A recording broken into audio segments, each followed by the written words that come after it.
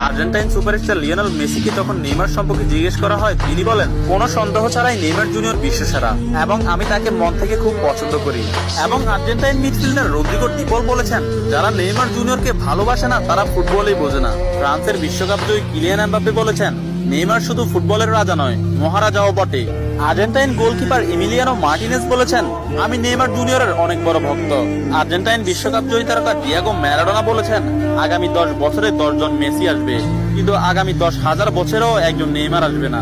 Holland ও Barcelona striker Robert Lewandowski বলেছেন, নেইমারের মতো ফুটবলার জন্ম নিতে হলে আপনাকে 100 বছর অপেক্ষা করতে হবে। তাছাড়া ইংল্যান্ডের প্রিন্স ডেভিড বেকহাম বলেছেন, আজ পর্যন্ত এমন কোন ফুটবলার আমি দেখিনি যার ভেতর নেইমারের মতো ফুটবল আইকিউ আছে, এবং ফুটবলের ক্ষেত্রে কেউই নেইমারের লেভেলের নয়, সে দুর্দান্ত। এবং আর্জেন্টাইন বিশ্বকাপ জয়ী তারকা অ্যানহেল ডি মারিয়া বলেছেন, নেইমারের সাথে যে কোনো প্লেয়ারের তুলনা করা অপরাধ। ফ্রান্সের বিশ্বকাপ জয়ী তারকা কারিম বেনজেমা বলেছেন, যারা নেইমারকে নিয়ে সমালোচনা করেন তারা ফুটবল বোঝেন না। ম্যানচেস্টার সিটির কোচ পেপ গার্দিওলা বলেছেন, আমার ক্যারিয়ারে নেইমার মানেই সবকিছু। আমি মাঝে মধ্যে নেইমারের খেলা দেখে আমার দলের উপর সেটা বিস্তার করি।